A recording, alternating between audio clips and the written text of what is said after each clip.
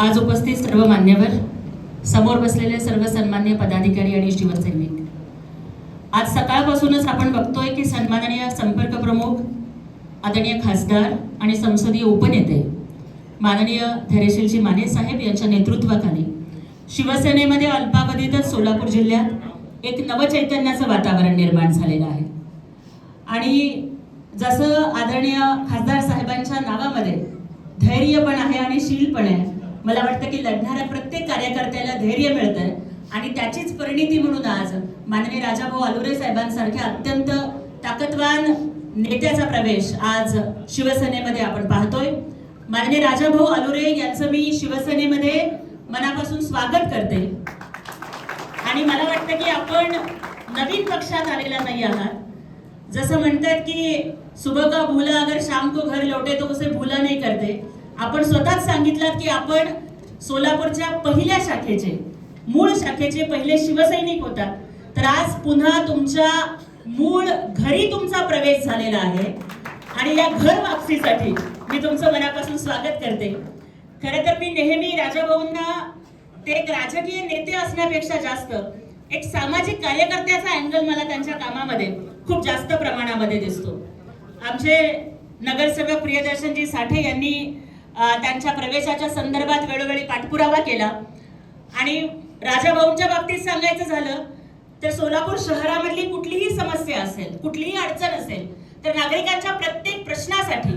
अत्यंत आक्रमक पद्धतीने आवाज उठवणं आणि त्यासाठी जनतेच्या समस्येसाठी नेहमी लढत राहणं हा त्यांचा स्वभाव आहे। ज्या वेळेला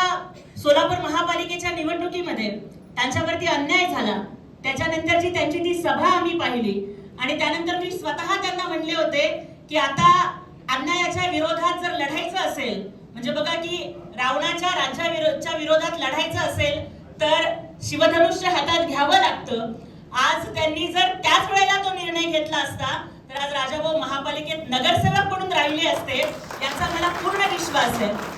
पण राज्यात असेल किंवा इतर कुठेही असेल, जिथे संकट तिथे शिवसेना, जिथे आपत्ती तिथे एकनाथ शिंदे साहेब आणि जिथे जिथे अन्याय होतो तिथे तिथे एकनाथ शिंदे साहेबांची शिवसेना ताकदीने उभी राहते आणि त्यामुळेच सर्वसामान्यांसाठी झटणाऱ्या एका प्रामाणिक कार्यकर्त्यावर जर अन्याय होत असेल तर त्यांना सन्मानाने शिवसेनेमध्ये घेऊन आतापर्यंतचा जो काही बॅकलॉग राहिला असेल राजाभाऊ तो तुम्ही काळजी करू नका, मानेसाहेब भरून काढतील आणि अतिशय सन्मानाने आपल्याला या पक्षामध्ये अग्रूप दिली जाईल। आणि ज्या पद्धतीने आता अमोल बापूंनी उल्लेख केला की केवळ बाळ्यापुरतं वगैरे नव्हे तर आपल्याला चांगली जबाबदारी आपण देऊन शिवसेना संपूर्ण सोलापूर शहर